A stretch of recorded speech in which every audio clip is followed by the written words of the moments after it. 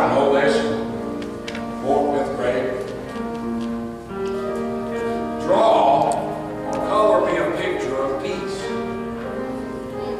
And they turned in the papers, and one little boy drew, you know, a meadow early in the morning, and tried to put some, you know, just the sun rays coming in on it. And down at the bottom, he titled it Peace. And a little girl, she drew a picture of best she could of a little placid lake or a pond and real still waters. Down at the bottom, signed Peace. And it went on and little, you know, mountainsides and all that, sunsets. And there's this one little Christian boy in the class, and he had this, was a rough-looking drawing. It had all kind of dark grays and blacks and purple with lightning in it. And the rain was blowing. There was a storm. And the teacher said, "You must have misunderstood me, son." I said, "Draw a picture of peace." And you draw a storm. He said, "No, man."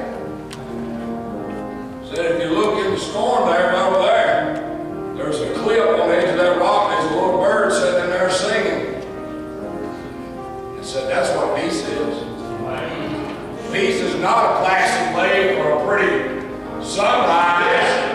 Peace is despite the storm, and despite the rain, and despite the thunder, and despite the lightning, you just sit there and sing. That's what peace is." I don't know what you want to do tonight either, but I know one sound of a trumpet can fix it all. And I don't know of any prophecy that has to take place before the Lord raptures the church out of places. We could be home in the morning. We could be home before the service is out. And by the way, if the Lord takes you tonight, you could be home before this service is out.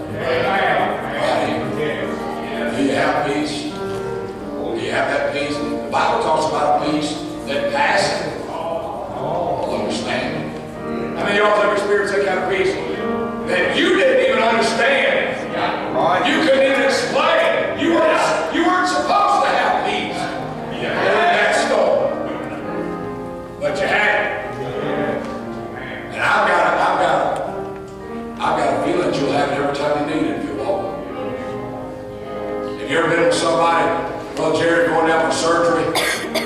Everybody's been whispering in the room. They know that they don't have you back, you know, but the family's working dead.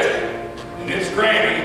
She's going down, and you know, they said she this is not stable. She may not make it on the table.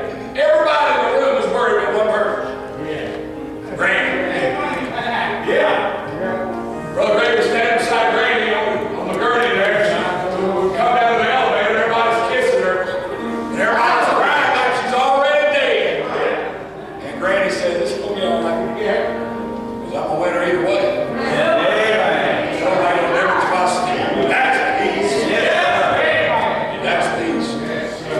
Somebody at a funeral down south, they want to know who cried the loudest, who passed out, who fainted. They say that's the ones that really love them. No, I've seen them pass out and be pulled away from the casket, and my heart goes out to them. They're just overwhelmed with grief. But I've seen people shout. I watched Brother Jeff Ivan. Where's Brother Jeff? Is he in here yet? Is he in here tonight? Brother Jeff Ivan, a little boy died. He'd been afflicted all his life from just a baby, all twisted up, curled up. Jeffrey was his name. And I believe it was at that funeral home over at Fairview. And I was preaching over there. And Brother Jeff and his wife were praising God. The family got mad at him. People get mad and shout at funeral.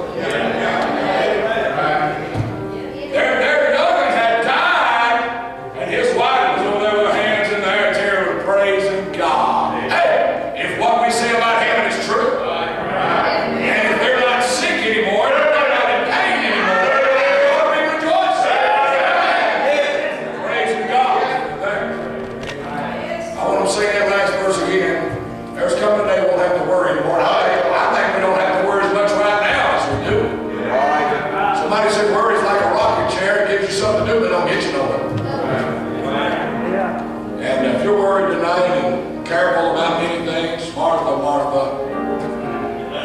say that our careful trouble about many things, but Mary's chosen the best part. What was the best part?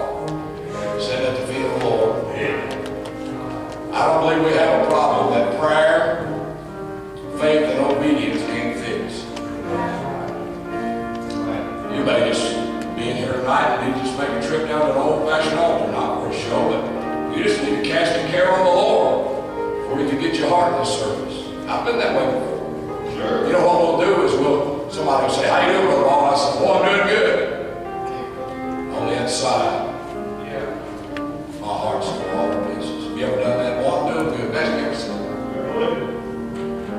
Church is a place, Lord, that Jesus said, "My house should be called a house of prayer." And maybe you just need to come down and spend this time thinking for what He's done for you. You know, you don't have to ask Him for something every time you pray. Maybe come down and thank Him. We heard about some of these missionaries and the places they're going to, the way they live. We sat in a nice air-conditioned building tonight. Most of us have good vehicles to come down here in. Some of you got your family sitting next to you, and your kids are healthy, family's healthy.